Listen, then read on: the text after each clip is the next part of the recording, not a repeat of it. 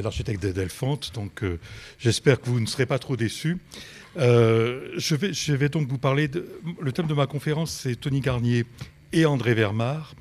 À vrai dire, je vais surtout parler d'André Vermard, parce que en Tony Garnier, vous avez l'exposition qui peut vous renseigner bien plus que je ne pourrais le faire, et puis ça aurait été beaucoup trop long. Mais enfin, je vais quand même parler de leur rapport, et vous aurez déjà quelques documents sur Garnier.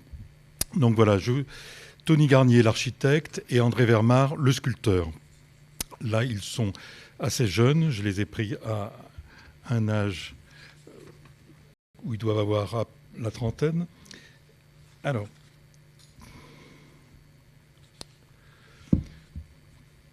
donc, je ne vous présente pas Tony Garnier, qui est né en 1869, qui sera élève à l'école de la Martinière, puis à l'école des Beaux-Arts de Lyon, avant de se rendre à Paris, où il suivra donc l'enseignement de Blondel, l'atelier de Blondel, et qui deviendra donc prix de Rome en 1899.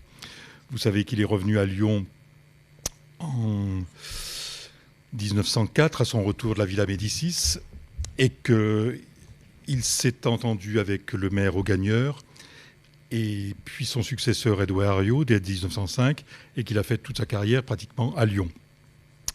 Avec Vermard, on a un sculpteur qui lui aussi est né à Lyon, d'ailleurs en 1869 également, et qui suivra l'enseignement de l'école des Beaux-Arts, sera prix de Rome, lui aussi, mais ne fera pas de carrière à Lyon. Sa carrière il s'installera à Paris. Donc c'est ce que nous allons voir. Alors, ces deux artistes ont un point commun, c'est qu'ils sont tous les deux originaires d'un milieu assez populaire, mais en fait, ils sont fils d'artistes. Vous savez que le père de Tony Garnier était peintre de fleurs. Enfin, son métier, c'était surtout d'être dessinateur pour la soierie, mais il peignait la fleur. Et le père d'André Vermard, lui, était sculpteur religieux. Il était installé près de la cathédrale Saint-Jean. Et d'ailleurs, les Vermard étaient paroissiens de Saint-Jean.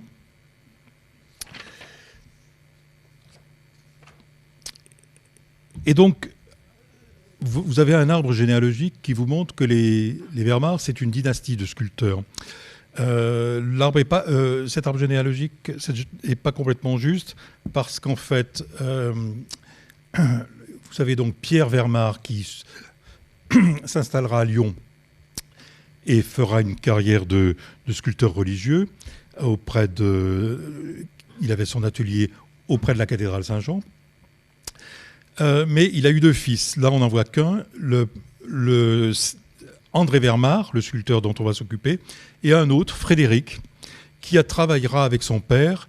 Et à trois, et surtout à deux, à vrai dire, surtout Frédéric et Pierre, formeront ce qui s'appelait la Maison Vermard, et qui était spécialisée, comme vous voyez, en fourniture d'ornements d'église, que ce soit non seulement les bronzes, mais aussi la statuaire, et même les ornements comme les chasubles et autres. Donc cette maison Vermard était installée à Lyon, avait ses ateliers. J'essaye de retrouver le renseignement. Je crois que c'était à Francheville. Elle a duré jusqu'en 1960 à peu près. Et aujourd'hui, donc, il n'y a plus de société. Je ne sais pas s'il y a des descendants. En tout cas, il n'y a plus de société. André Vermard, comme je vous le dirai tout à l'heure, s'est marié, mais n'a pas eu d'enfant. Il avait un neveu, donc son frère Frédéric avait un fils, mais je ne sais pas s'il y a des descendants de ce côté-là.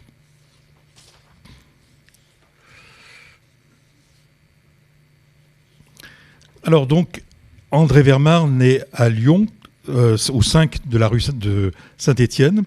C'était des maisons qui étaient collées à la cathédrale Saint-Jean et qui ont été détruites par la suite pour dégager la cathédrale. Donc, son père tient un magasin de sculpture religieuse et sa mère s'appelle Anne Pétrelin. J'espère que je le prononce bien. Elle est originaire du Bugey, de Nantua. Et en fait, elle aura une importance un peu dans sa carrière parce que c'est une famille assez connue. Et certaines commandes qui seront faites par la suite à André Vermar s'expliquent par les origines de sa mère. Donc André Vermar entre au Sacré-Cœur au cours des Chartreux en 1880. Il quitte cet établissement en 1885 pour entrer à l'École des Beaux-Arts de Lyon.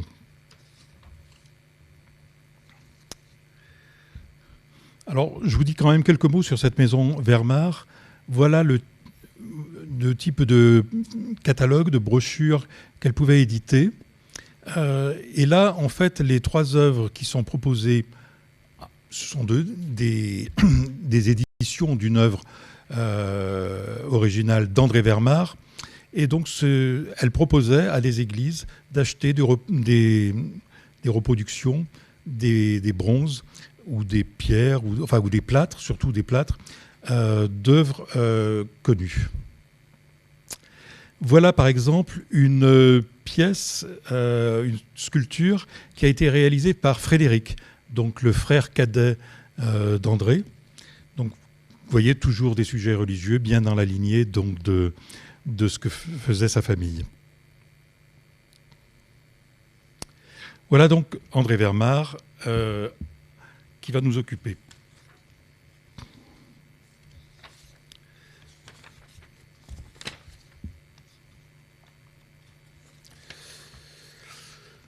Donc il suit une scolarité à l'École des Beaux-Arts de Lyon. Il a déjà effectivement une vocation de sculpteur, c'est normal puisque son père est lui-même sculpteur. Donc sa scolarité à l'École des Beaux-Arts est assez brillante, il reçoit des récompenses. Je ne vais pas vous énumérer ces récompenses, mais en tout cas il est remarqué. Il entre dans la classe de sculpture du sculpteur Dufresne, qui est lui-même un sculpteur qui œuvre dans la statuaire religieuse. Et en 89-90, Vermar décide de poursuivre sa scolarité à Paris. Je n'ai pas d'exemple d'œuvres qu'il ait réalisées à l'École des Beaux-Arts de Lyon, mais on connaît les titres. Voilà donc l'École des Beaux-Arts de Paris, de la rue Bonaparte. Là, il va s'inscrire dans un atelier. Il va suivre l'enseignement de différents de sculpteurs, notamment Marc Est. Et tout en étant à l'École des Beaux-Arts de Paris, il réalise des œuvres pour des commandes lyonnaises.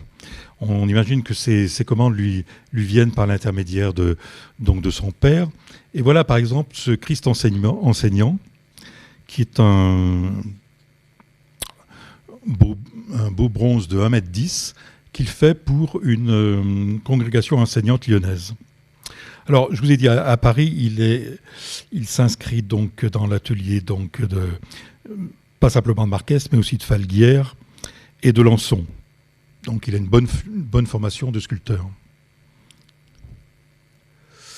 Toujours suivant sa scolarité à l'École des Beaux-Arts de Paris, il reçoit des commandes.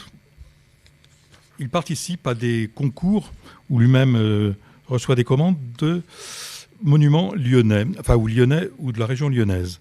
Là, vous avez un monument à Sadi Carnot qui a été réalisé pour la ville de Saint-Chamond. Excusez-moi, je cherche mon texte.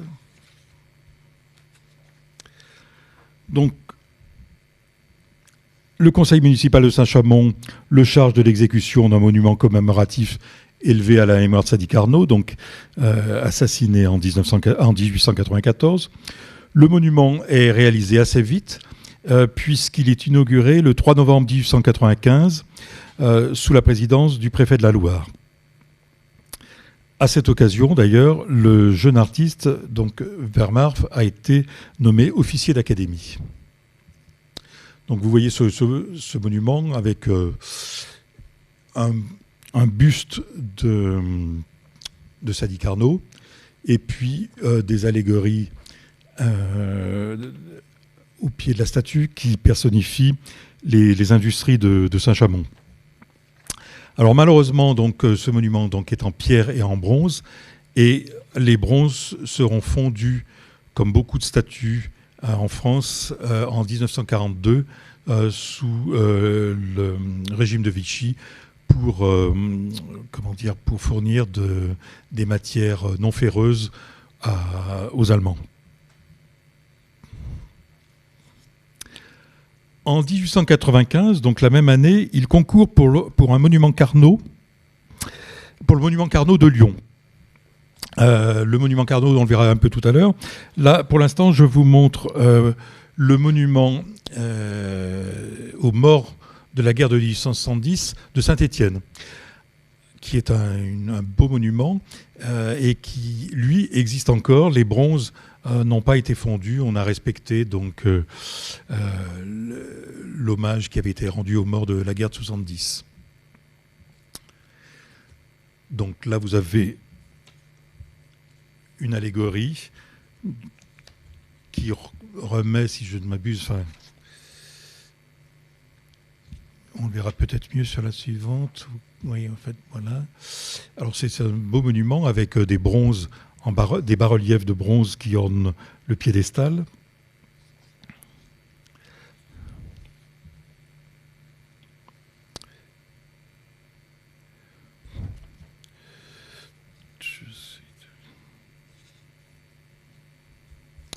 Trouver un peu la description du monument, si je ne l'ai... Non. En tout cas, vous avez donc un soldat mort à qui donc une allégorie de la patrie, enfin, non, remet, je ne sais pas, peut-être un drapeau, en tout cas, se penche sur lui. Voici en fait le monument Carnot de Lyon, pour lequel Vermaer a été candidat. Il a été candidat avec l'architecte Tarchier. Là, sur ce document, vous avez réuni les différents projets. Celui qui sera retenu, j'essaye de me rappeler, enfin, on le voit en tout cas, c'est sur le document. Mais alors, pour Carnot, pour Vermaer, son projet, le projet qu'il présente avec l'architecte Tarchier, aura quand même le second prix. Donc tout ça en poursuivant sa scolarité à l'École des Beaux-Arts de Paris. À Paris, il réalise également, il s'exerce dans la statuaire, dans la statue, et notamment il réalise une figure de Giotto, enfant. Vous voyez donc le jeune artiste qui dessine un bouc sur le sol. Cette esquisse qui date de 1893 sera appréciée. Elle lui vaudra à Lyon le prix Chenavard en 1993. Et Giotto donc sera acheté par l'État et exécuté en marbre après une 5e médaille au Salon de Paris. Et l'Académie des Beaux-Arts lui décernera le prix des prêts d'une valeur de 1000 francs.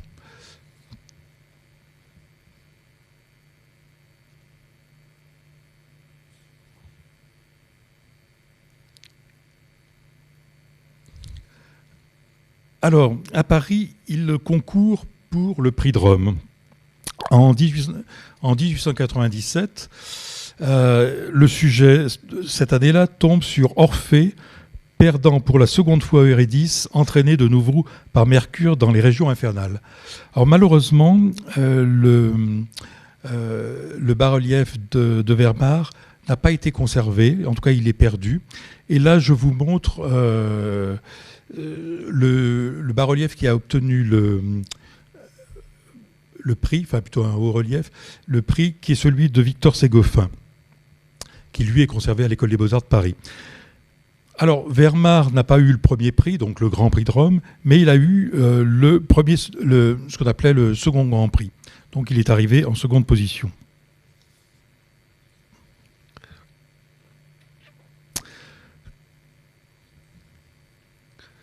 Alors, Vermar à Paris s'est installé à Paris dans le quartier Montparnasse, dans la rue du Moulin de Beurre. Donc, vous voyez ici une photo ancienne. Donc depuis 1892, Vermar habite Montparnasse, donc la rue Moulin de Beurre, comme je vous dis, au numéro 12.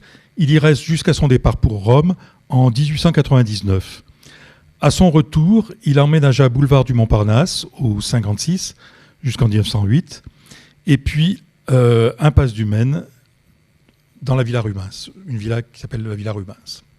En fait, si on suit les domiciles de Vermar à Paris, on s'aperçoit que ce sont des quartiers et où résident des communautés d'artistes. On le verra encore mieux tout à l'heure. Finalement, donc, en 1899, il concourt à nouveau pour le prix de Rome.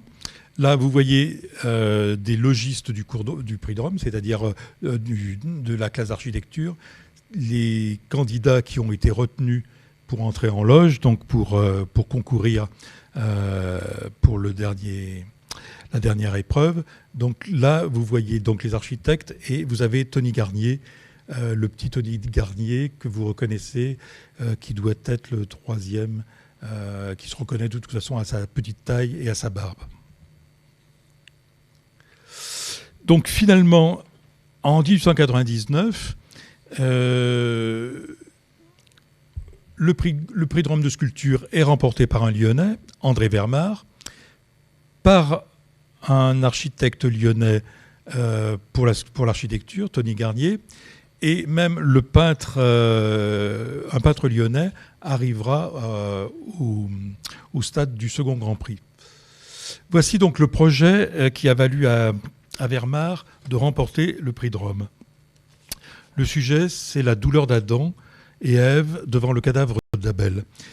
Donc vous avez ces deux photos qui illustrent donc ce groupe, enfin ce haut relief, et qui montrent donc la qualité de son travail, sa connaissance donc parfaite de l'anatomie et son talent pour grouper des figures. Alors voilà justement un écho dans la presse lyonnaise. Les trois titulaires de second Grand Prix qui sont en loge à Paris pour le Grand Prix de Rome sont aussi lyonnais. Ce sont messieurs Descottes pour la peinture, et Garnier pour l'architecture, Vermar pour la sculpture. Or finalement, seuls Garnier et Vermar emporteront le Grand Prix. Voici donc une photo des élèves les pensionnaires de la Villa des Médicis en 1902. Ce sont donc eux qui ont remporté les prix de Rome et qui donc ont une scolarité de quelques années à la Villa des Médicis à Rome. Cette photo est intéressante parce qu'on y voit Tony Garnier et Vermar. Je ne sais pas si vous les voyez. Tony Garnier est toujours à sa petite taille, reconnaissable à sa petite taille. Et en face de lui, l'homme de profil avec un chapeau, c'est Vermar. Donc, ils sont à Rome du 29 décembre 1899 au 31 décembre 1903.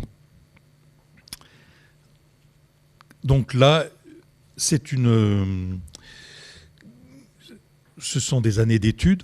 Ils sont censés étudier les modèles antiques et ils doivent envoyer à Paris des œuvres qu'ils auront réalisées sur place. Alors voici ce que je vous disais tout à l'heure, donc l'identification de tous les personnages. Donc ce qui est intéressant, c'est que vous voyez aussi le musicien Florent Schmitt, qui sera ami de Garnier et de Vermar, et Florent Schmitt, lui, viendra aussi à Lyon, à un moment donné, diriger le conservatoire de musique. parmi les architectes, il doit y avoir des architectes Hulot, qu'effectivement, que nous rencontrons, Chifflot, que nous rencontrons par ailleurs. Et puis, vous avez aussi le sculpteur Louis Bouchard, qui était un ami aussi de Tony Garnier. Voilà une vue du Forum romain où serait Tony Garnier dans la photo, ainsi que l'architecte Paul Bigot. Là, les pensionnaires sont censés aussi faire un voyage en Orient, enfin en Orient en tout, moins en Grèce. Et là, vous avez donc Paul Bigot, Florent Schmitt, avec une erreur, Schmitt de T, et Tony Garnier en excursion à Dodane, lors de leur voyage en Grèce, en 1903, donc la dernière année de leur séjour à la Villa Médicis. Les pensionnaires de la Villa Médicis, qui sont des artistes, souvent faisaient le portrait de leurs camarades. Ici, vous avez une peinture qui est bien connue, qui montre Tony Garnier. Elle reste anonyme parce qu'on n'a pas dû identifier très exactement le peintre qui l'a réalisée, mais elle a été peinte à la Villa Médicis.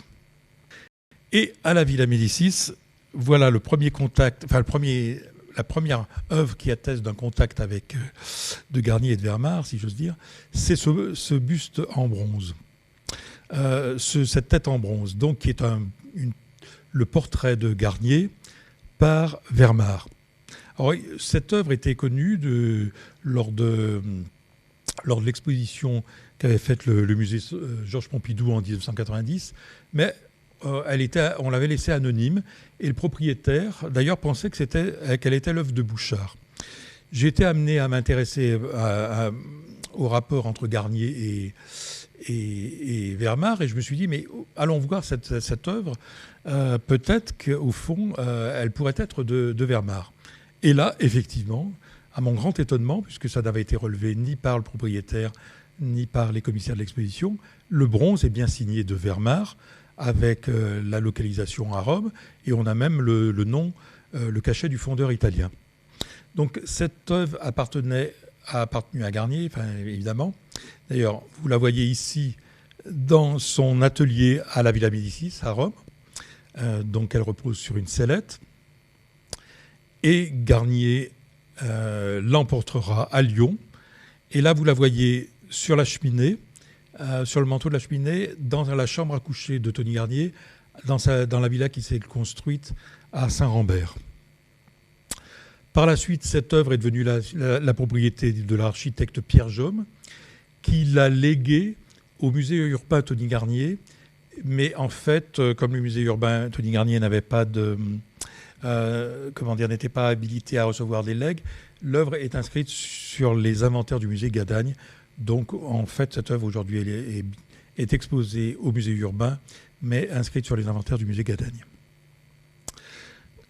À Rome, Vermar va aussi faire d'autres bustes, comme le buste de ce sculpteur Chifflot, donc, qui était lui aussi Grand Prix de Rome, et que nous avons vu sur une photo précédente. Alors, lui-même a été portraituré par un de ses camarades, le graveur Arthur Jules Mayer, qui a fait donc ce portrait de Vermar à Rome, un portrait à l'eau forte, en 1901.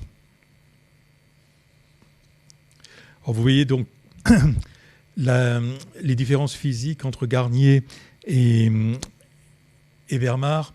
Vermar était blond, Garnier était très brun. Garnier était très petit, alors que Vermar n'était peut-être pas spécialement petit. À Rome, Vermar signe le marbre de ce buste, signe ce marbre qui est aujourd'hui au musée Gadagne. En fait, la commande lui avait été faite lorsqu'il séjournait à Lyon, ou lorsqu'il séjournait à Paris, mais c'est à Rome qu'il a trouvé le marbre et qu'il l'a exécuté. C'est donc le buste de Jean de Tourne qui appartient à la Galerie des Lyonnais de mémoire. Alors, dans les exercices dans les envois que doit faire Vermar à à la Via Médicis, il y a donc cette statue qui est une copie d'antique, qui est la Vénus Callipyge, donc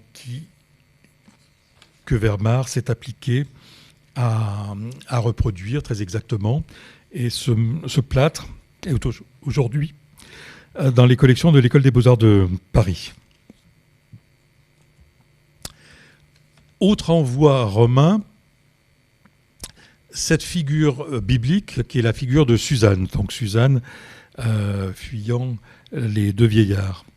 Donc là, vous avez le plâtre qui a été donc exécuté et puis et qui a été envoyé à Paris, exposé. Et il a été acheté par l'État, qui a demandé comme on dit, sa traduction en marbre. Et là, donc, vous avez le marbre qui a constitué pour Vermar l'envoi de 4e année. Et donc, qui est signé donc 1905 parce qu'il a dû l'achever à Paris. À Paris. Donc, c'est un très beau nu, effectivement. Donc, là aussi, très bien étudié. Et qui peut être effectivement apprécié sous tous ses aspects. Alors, j'en viens à un autre envoi de Garnier à Rome, de Vermar à Rome, qui est son plâtre du Rhône et de la Saône. Cette œuvre, vous la connaissez bien, elle figure donc sur le perron sud du Palais du Commerce, mais au départ, c'est un haut-relief que Vermar a envoyé de Rome comme envoi de 3e année, je ne sais plus, enfin, en tout cas un envoi romain. Donc là, vous avez le plâtre qui a été exposé à Paris. Ce plâtre a été par la suite attribué au musée de Villefranche-sur-Saône. Malheureusement, il n'a pas été retrouvé et nous ne le connaissons donc que par cette photographie.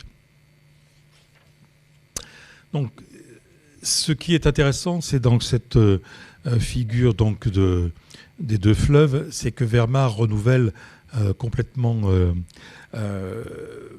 l'iconographie du Rhône en faisant non plus un vieillard accoudé sur une urne d'où se déverse l'eau, mais ici c'est un jeune nageur qui s'élance dans les flots. Et conformément aux caractéristiques des fleuves, le Rhône est impétueux, tandis que la Saône est, comme disaient les poètes, lente, paresseuse. Et vous la voyez donc effectivement un peu abandonnée. Alors là, ce qui est intéressant pour l'histoire de l'art, c'est de voir comment Vermar, finalement, à Rome, a beaucoup regardé la statuaire baroque et maniériste, et que dans ces deux figures, il y a quelque chose des enlèvements qu'on voit dans la statuaire baroque. La voici donc la figure maintenant traduite en marbre et installée. Alors l'installation, je ne vous vais pas répéter tout ce qui est dit dans le catalogue Tony Garnier que vous trouvez à l'accueil, mais je vous explique en gros. L'œuvre, en fait, le marbre a été acheté pour le musée des Beaux-Arts de Lyon, à compte à demi, comme on disait, c'est-à-dire l'État payait la moitié du marbre, la ville de Lyon payait l'autre moitié.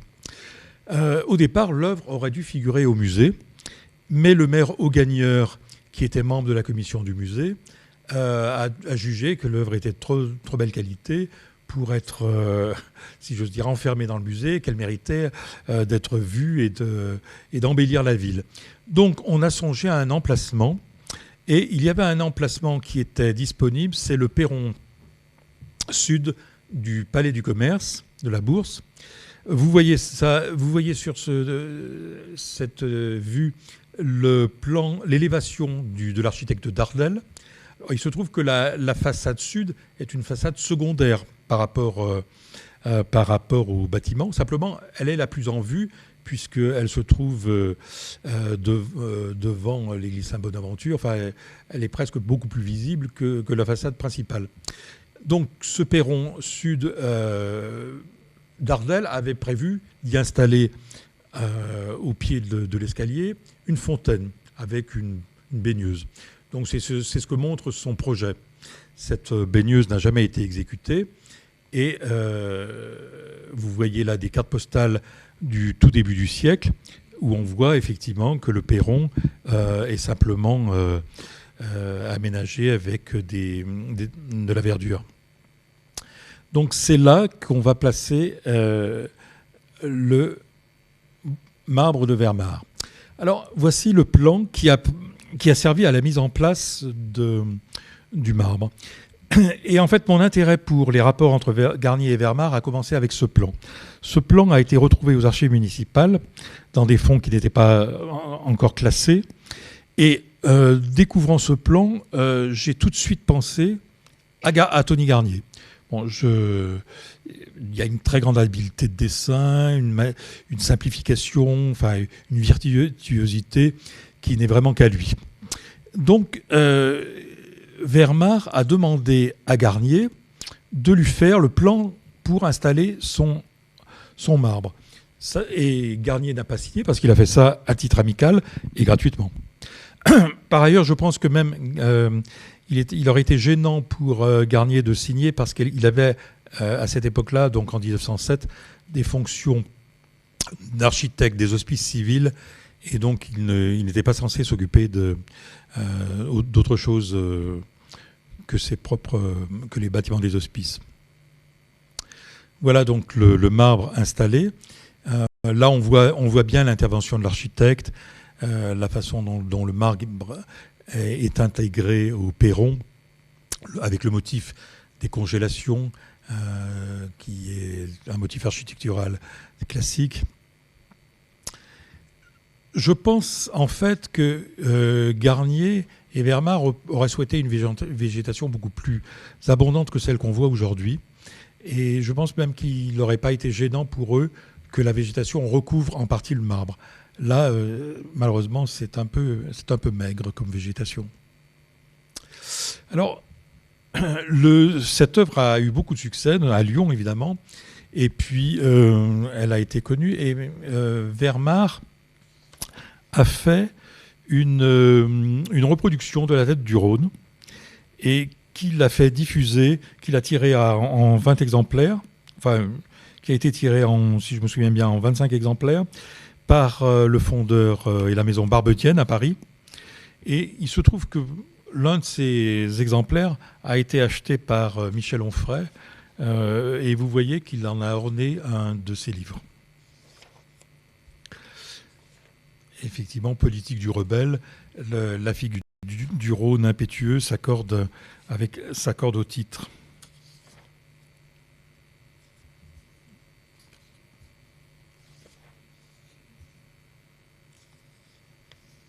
Oui, alors donc ces bronzes de Vermars datent de 1923. Le contrat avec la maison Barbedienne date de 1923. Et effectivement, le tirage est limité à 25 épreuves à la cire perdue. Les cires seront retouchées par l'artiste. Chaque épreuve sera numérotée et portera la signature de Vermars et de la société Leblanc Barbedienne.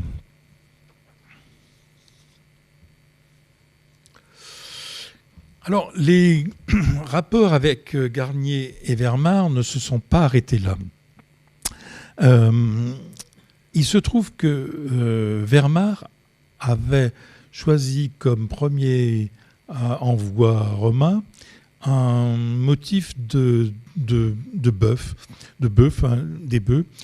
Et il se trouve que donc, ce projet avait été repris par lui plus tard en collaboration donc avec Garnier pour orner les futurs abattoirs.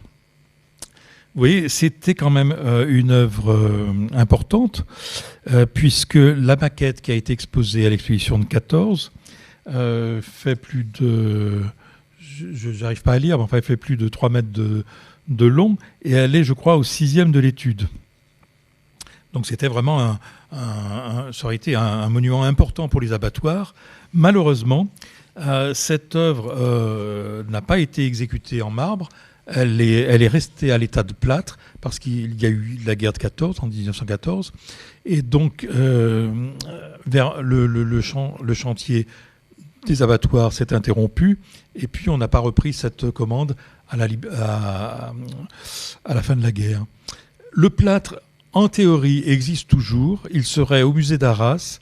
J'ai demandé une photo, mais je ne l'ai toujours pas reçue. Donc c'est pour ça que je me contente de cette mention de catalogue pour évoquer cette œuvre, qui est quand même importante parce que c'est la dernière collaboration de Vermar et de Garnier. Vermar étant installé à Paris, Garnier va collaborer avec un autre Grand Prix de Rome, qui est le sculpteur Jean Larrivé. Il n'empêche que, la bienveillance de Garnier pour Vermar a peut-être joué pour la désignation des vainqueurs du concours pour le monument à Gailleton, de la place Gailleton à Lyon. Ce concours a été remporté par Lucas et Marion pour l'architecture, et puis donc par Vermar pour la sculpture. Et parmi le jury, et dans le jury, figurait Tony Garnier.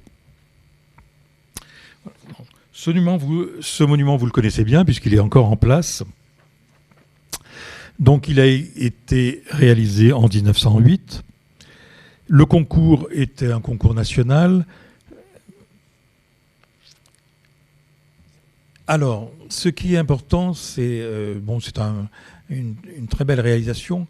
Simplement, là, malheureusement aussi, les bronzes ont été fondus en 1942-43. Et vous voyez les deux motifs de chèvres et d'enfants. Non, c'est uniquement des chèvres là, qui accompagnaient le monument, ont été fondus et on ne les a pas reconstitués. À l'inverse du bronze, du buste en bronze de Gailleton, qui lui a été remoulé puis refondu ces dernières années. Je ne sais pas si c'est exactement la copie du bronze de Vermar, ce serait à vérifier. Donc de Vermar, il reste dans le monument, surtout le motif de la ville de Lyon, qui se fait représenter donc des projets donc d'embellissement et d'assainissement voulus par le maire Gailleton.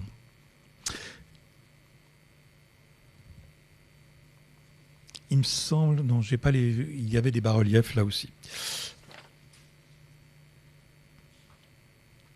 Voilà, donc Vermar est installé à Paris. Vous en avez ici donc un portrait un peu plus âgé.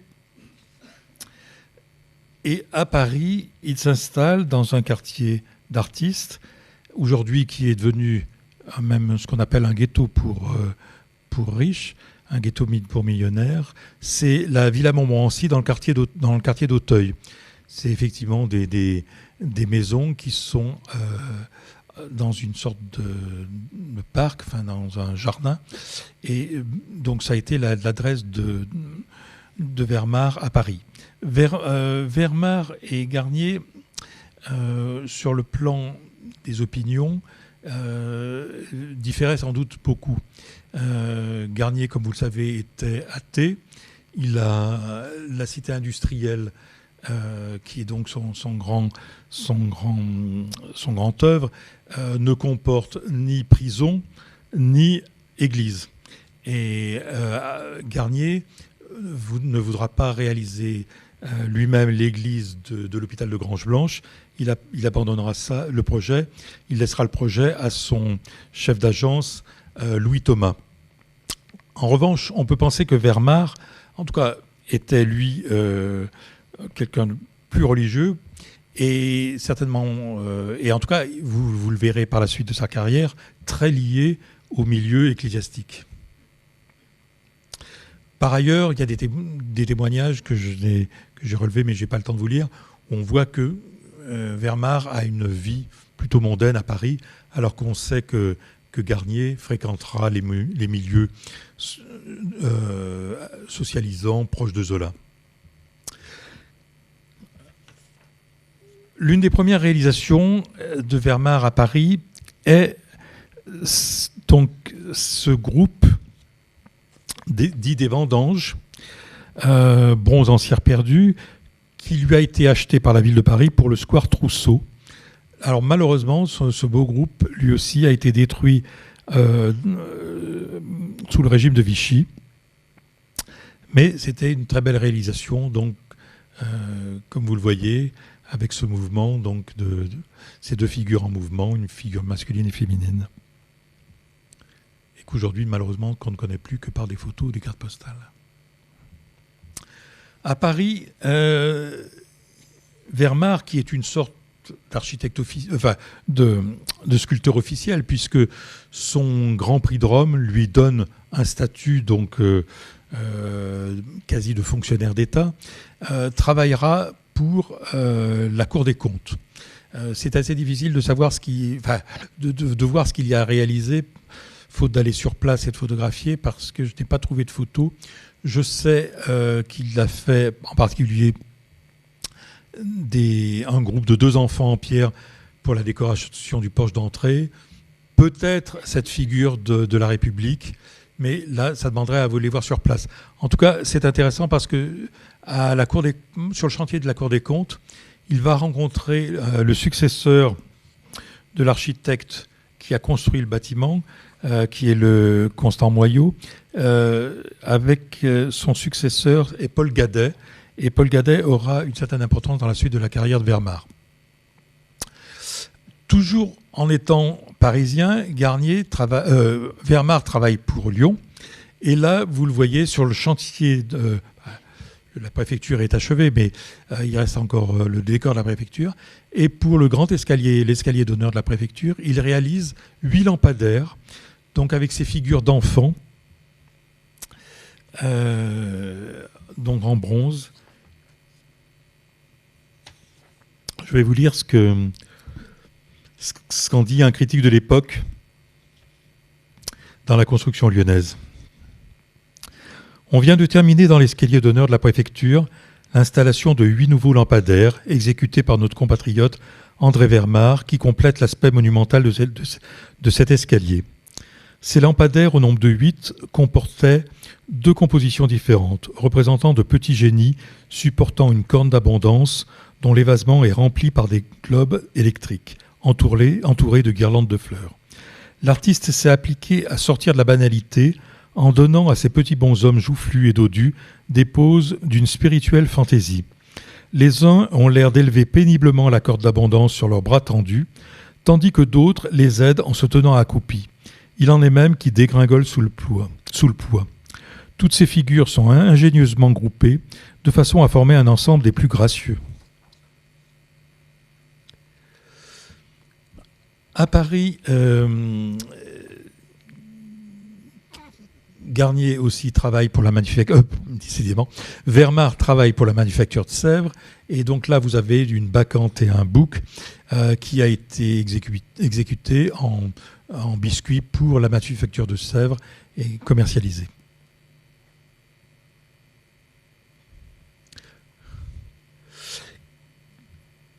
Il travaille aussi pour Lyon, et notamment à la villa de Levengarde. Levengarde était un industriel lyonnais, en même temps consul d'Allemagne. Et malheureusement, d'ailleurs, malheureusement pour lui, je veux dire, il avait sans doute gardé la nationalité allemande, puisque sa villa sera confisquée au début des hostilités. Ses biens seront mis sous séquestre. Et donc sa villa, qui était boulevard des Belges, sera réutilisée. Et donc, dans cette villa, Vermar a travaillé à différentes sculptures. Et là, je lis à nouveau la construction lyonnaise. Parmi les choses à remarquer, donc dans la villa Levengarde, je cite le sujet que le ciseau du sculpteur Vermar a taillé dans un beau bloc de marbre blanc qui forme le manteau de la cheminée du hall. Sujet idyllique, une maternité heureuse sous l'ombrage, un dieu pan jouant du luth, au fond une ronde de jeunes filles. La salle à manger, entièrement revêtue d'une boiserie d'acajou et d'ébène, sera splendide à la lumière électrique jaillissant de différents points du plafond. Serrures artistiquement ciselées, glaces garnissant les portes, sculptures sur bois conduites avec soin par la maison Chalessin, richesse des bois et des marbres, tout cela est prodigieux à l'intérieur. Et malheureusement, on n'en a pas de représentation, puisque c'est à vérifier, mais je pense que cette villa, qui se trouvait donc au 35 boulevard des Belges, a été détruite. Bon, peut-être que les marbres et le décor a été remployé, mais en tout cas, je crois que la villa n'existe plus. Alors, à la même époque, Vermar réalise une plaquette en l'honneur donc de Edouard Lovengard, où l'on voit d'ailleurs l'usine, et puis des bateaux, peut-être des bateaux à vapeur sur un fleuve. Et donc cette plaquette a été réalisée pour commémorer, je crois, le 25e anniversaire de l'usine en question. Dans le même genre de travaux, Vermar réalise pour un autre client cette fontaine, qui est donc une fontaine, il faut imaginer avec des figures grandeur nature, donc une fontaine avec une diane, un cerf et un chien, un rocher. Donc probablement une fontaine intérieure. On la connaît par des photographies de la commande, mais on ne sait pas ce qu'elle est devenue. Donc Vermar s'exerce aussi dans la statuaire, et là vous avez sa figure de Pierrot déclamant, notamment le plâtre, vous voyez, qui est où la sculpture est plus fouillée, où les traits de la draperie sont plus marqués. Et puis la statue a été là aussi traduite en marbre. Et en fait, il y a certainement, on n'a pas les dates, mais probablement qu'il y a plusieurs années qui s'écoulent entre ces deux réalisations. Et on voit que Vermar évolue dans son style, et que la draperie sera simplifiée, la figure est plus, est plus lisse, ce qui témoigne effectivement de caractère plus moderne. En 1909, il reçoit la commande pour un monument en hommage à Ampère, à Paul-Émieux. Là, justement, les relations de sa mère ont dû jouer. Donc, cette statue est inaugurée le 6 août 1909.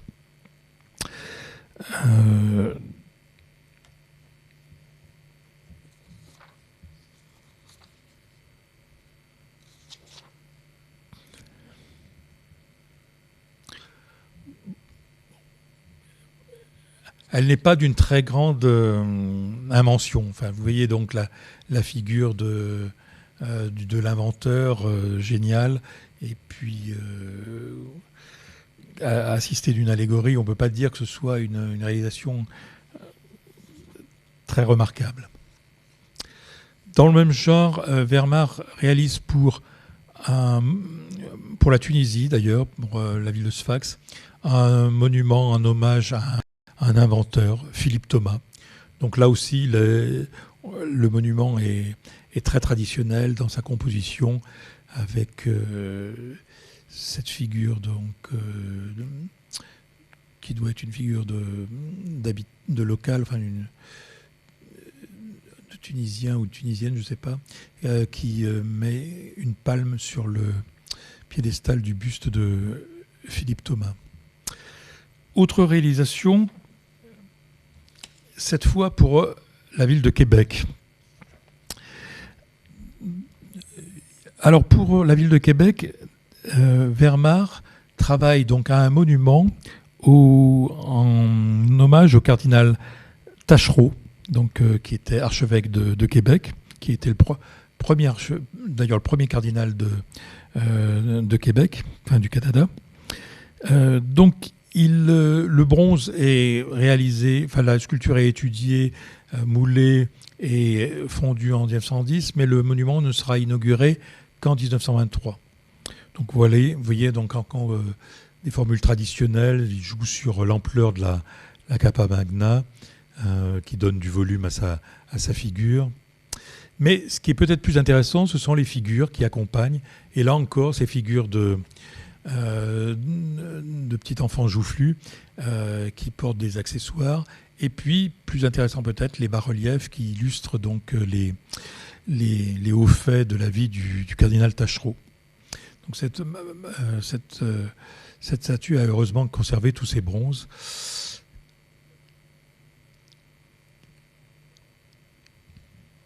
Une réalisation de Vermar qui sera, très très connue. Enfin, je ne trouve pas d'épithète. Parce que c'est sa figure du curé d'Ars, qui a été réalisée en 1905, au moment de la béatification du curé d'Ars, et elle a été réalisée pour la cathédrale Saint-Jean. Donc le marbre est à la cathédrale Saint-Jean. Par contre, il en existe quantité d'exemplaires dans d'autres églises. Et même Vermar en fera des réductions. Et il offrira une de ces réductions au pape Pie X, qui la conservait dans son cabinet de travail. D'ailleurs, le pape Pie X lui envoyait en 1905 une lettre affectueuse de félicitations pour sa statue. Vous voyez donc ce prospectus qui sert à vendre des reproductions de la statue comporte l'autographe de Pie X au bas de... Alors là, je dis une bêtise, je suis passé à Jeanne d'Arc. J'ai malheureusement pas l'autographe de Pie X pour la statue du curé d'Ars. Mais alors, autre statue archi connue, c'est sa Jeanne d'Arc. Mais voici donc Jeanne d'Arc est choisie elle a été réalisée en 1910, au moment là aussi de la béatification, pas de la béatification, peut-être de la sanctification, enfin, comment appelle-t-on ça, canonisation, voilà, la canonisation. Et là, vous avez effectivement l'autographe de Pie X sur ce prospectus qui a servi à la diffusion de la sculpture. La sculpture a été réalisée en marbre pour l'église Saint-Louis des Français, donc à Rome, en 1910, et aussi en marbre pour l'église donc d'Orléans. Vous la voyez ici, dans une chapelle de la cathédrale d'Orléans, pardon. Et au pied, vous voyez une sculpture d'un archevêque agenouillé. C'est effectivement le cardinal Touchet, qui était postulateur de la cause de Jeanne d'Arc lors de sa canonisation. Donc là, il a été placé au pied de la statue en adoration ou en vénération. Voici donc des exemplaires multiples de cette statue. Il en existera quantité. Donc, Vermar a choisi donc de présenter, là aussi il s'affranchit de l'iconographie traditionnelle, c'est plus la bergère qu'on aimait représenter, c'est même pas non plus tout à fait la guerrière, c'est Jeanne d'Arc au sacre du roi. Donc là il joue effectivement sur l'apparat donc de la figure. Alors, cette statue a non seulement été placée dans des églises comme statue religieuse, mais aussi sur des monuments aux morts. Et là, vous avez un monument de la guerre de 14-18 où qu'elle coiffe donc, pour l'embellir.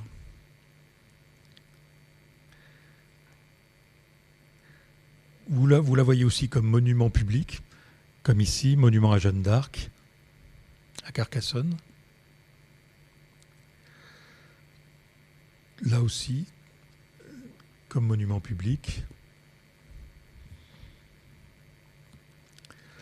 Et d'ailleurs aussi dans le Rhône, où elle est placée là, donc dans le jardin d'une chapelle. Là encore, comme monument aux morts. Voilà, donc Vermar réalisera d'autres monuments aux morts. Vous avez ici un monument aux morts qu'il réalisera pour le cimetière de Paimpol, en Bretagne. Donc, ce monument aux morts plus imposant pour la ville de Belay, avec donc une belle figure de soldat. Un monument beaucoup plus connu, qui est le monument au Diable Bleu, qui sont les morts de 14-18, qui est donc réalisé pour le Haut-Rhin. Vermar recevra aussi, toujours grâce à ses appuis bressans, la commande du monument à Briga-Savarin. Alors je ne sais pas si ce monument existe toujours, s'il a bien été préservé, s'il est intact.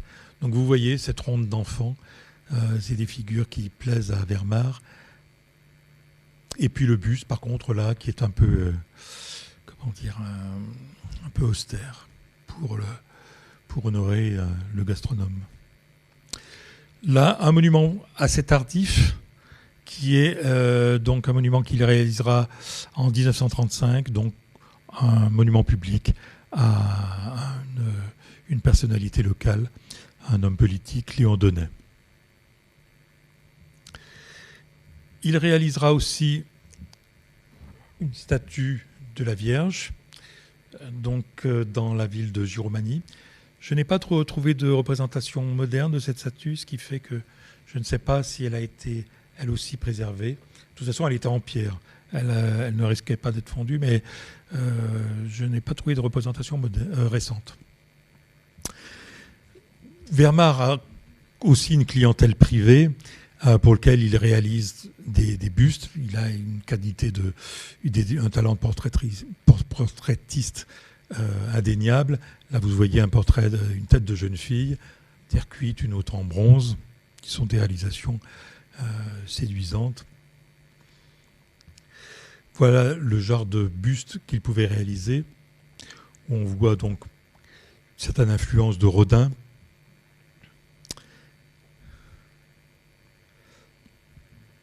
Un portrait en médaillon.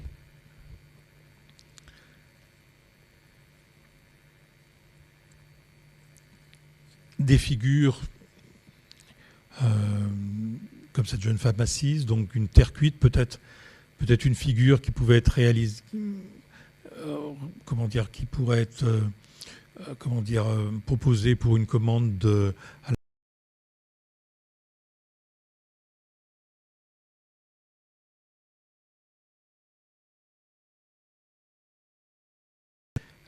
du chansonnier Xavier Privat, dont il a fait le buste et qu'il a accueilli à Paris, mais je n'ai pas retrouvé ce buste. Mais par contre, j'ai retrouvé ce programme où le motif qui orne le programme est en fait une réalisation de Vermar, donc en impression, à froid. Une commande importante vers 1925, c'est l'école des mines de Saint-Étienne.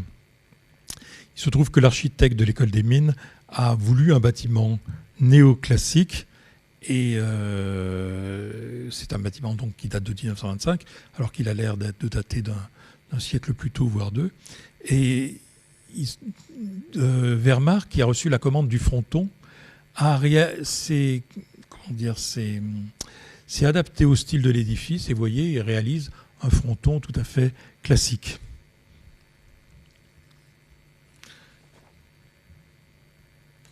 Alors, c'est intéressant de voir cette réalisation très classique par rapport à Garnier. Effectivement, l'auteur de ce fronton, on pourrait se dire, aurait difficilement pu travailler avec Tony Garnier. Mais en fait, un article d'un historien de l'architecture, Guy Lambert, m'a fait découvrir d'autres réalisations de Vermar pour un autre architecte, l'architecte Paul Gadet, que nous avons croisé tout à l'heure. Et là, on voit que le style de Vermar sait s'adapter. Et voilà donc Paul Gadet dont je parlais tout à l'heure. Et c'est un buste de Vermar qui orne l'école d'horlogerie de Besançon, qui est la réalisation de Paul Gadet et à laquelle va œuvrer aussi Vermar. Voilà donc cette école qui est un bâtiment moderne, comme vous le voyez. Vous allez le voir peut-être un peu mieux sur les vues suivantes. Donc, une architecture moderne, là, pas de doute. Une architecture d'ailleurs pas très éloignée de celle que pourrait réaliser Garnier à la même date.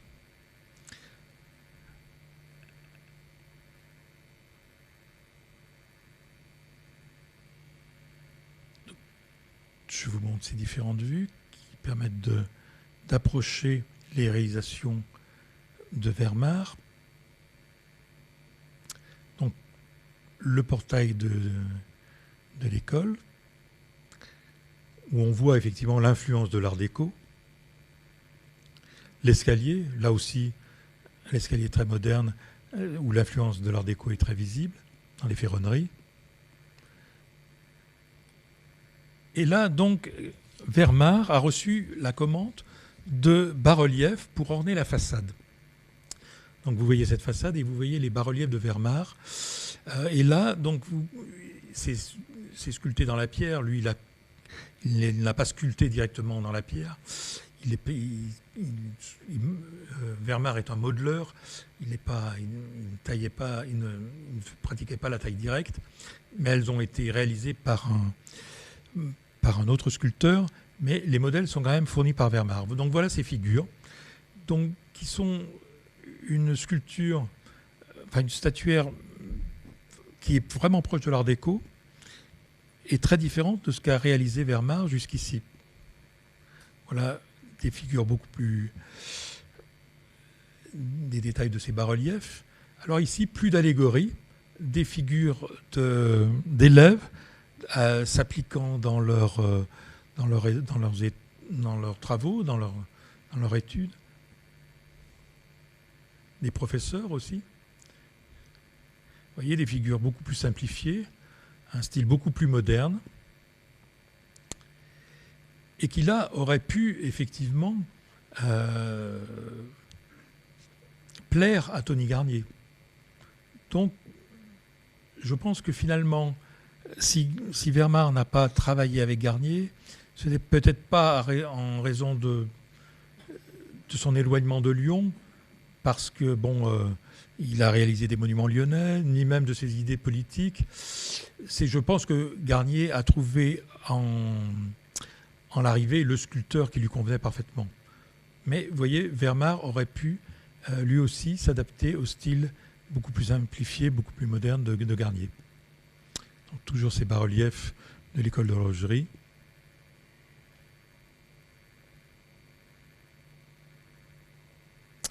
Et là, un projet donc de fontaine d'appartements, fontaine intérieure, pour Paul Gadet, justement, où vous voyez que, je ne sais pas qui a fait le plan de la fontaine, c'est probablement Paul Gadet.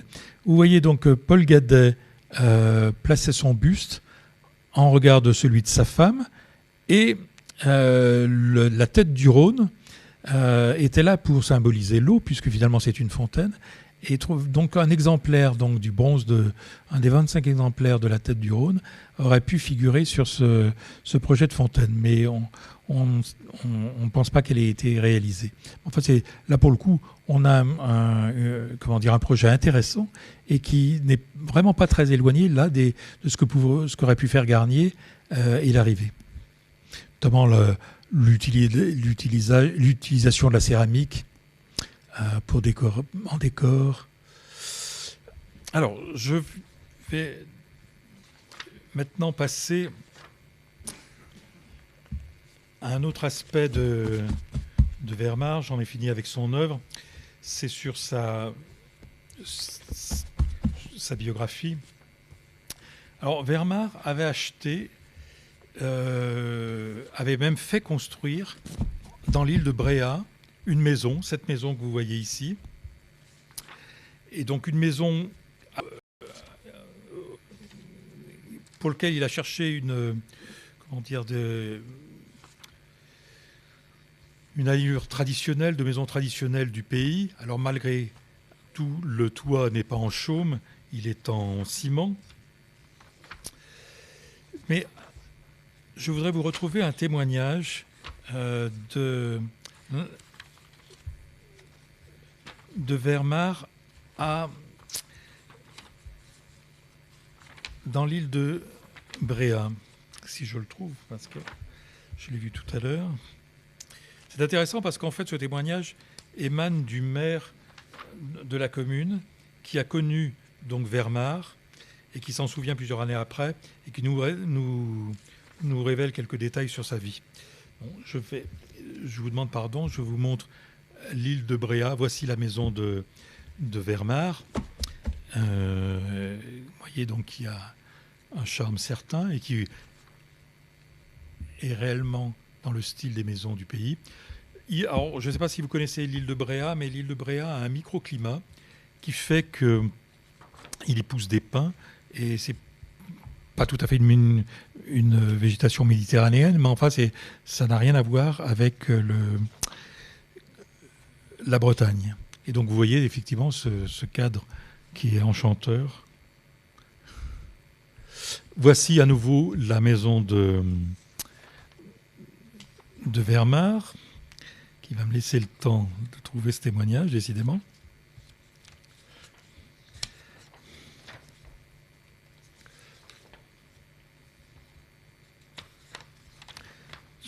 Je l'ai sorti tout à l'heure, et qu'est-ce que j'en ai fait ?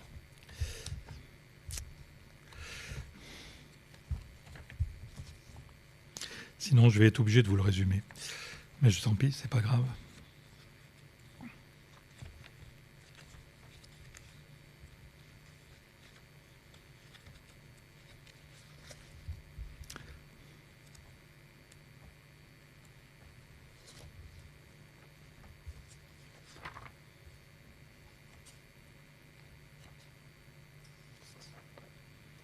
Voilà, je vous le lirai.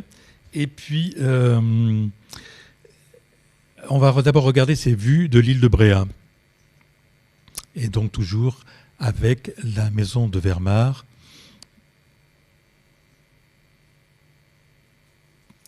Donc où il vivait avec sa femme. Là, je termine sur l'église de Bréa. D'après les gens de la carte postale, le porche de l'église est orné d'un bas-relief qui aurait été réalisé par le sculpteur. Voilà. Alors, donc Vermar s'est installé à Bréa comme maison pour les vacances, donc pour se reposer. Et puis, à la fin de sa vie, il s'y installera complètement. Et il se trouve que quelqu'un que j'ai connu, qui s'intéressait à Vermar, qui était un frère de la congrégation religieuse dont on parlait tout à l'heure, pour laquelle a été fait le Christ enseignant, s'est intéressé à Vermar à un moment et cherchait à avoir des renseignements auprès des habitants de Bréa. Et il a écrit au maire. Il était temps d'ailleurs parce que tout ça il remonte finalement très loin, et qui lui a répondu, à sa lettre. Alors voilà, je vous lis cette lettre parce qu'elle est intéressante. C'est un témoignage vraiment de première main sur Vermar. Je m'attendais à recevoir une demande de renseignement sur M. Vermar, que j'ai parfaitement connu, qui est venu dans l'île de Bréa à la fin du siècle dernier avec un groupe d'autres artistes, poètes, peintres, artistes dramatiques. Alors, il y est venu sans doute, en locataire. Il s'y était pas installé, c'est quelques années plus tard qu'il s'y installa.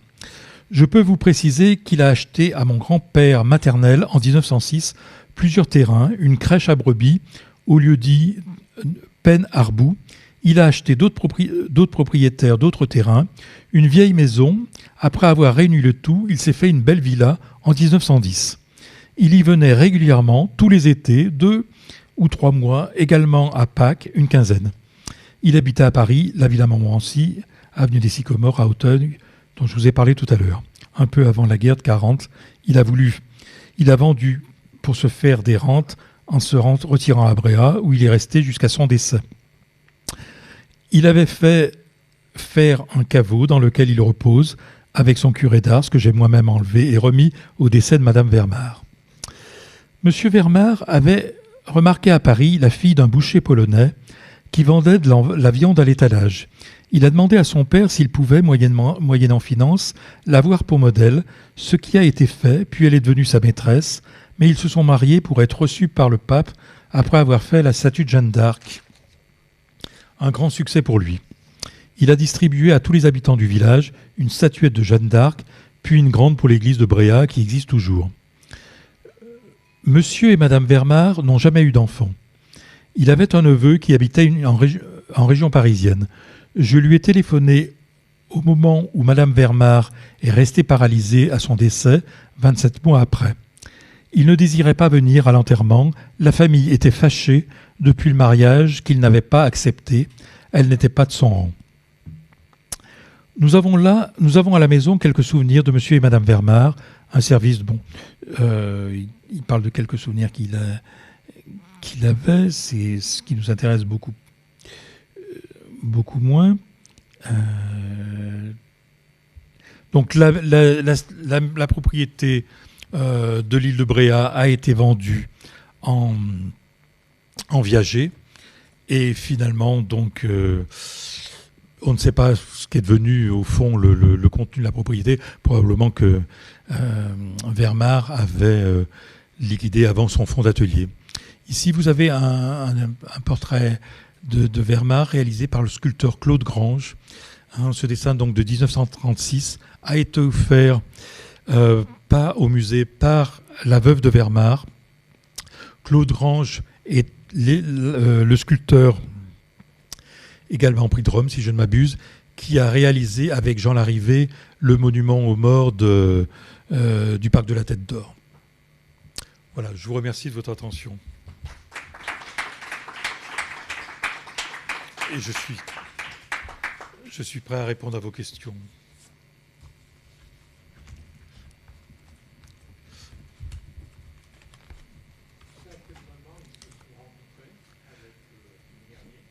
Alors avec Tony Garnier, donc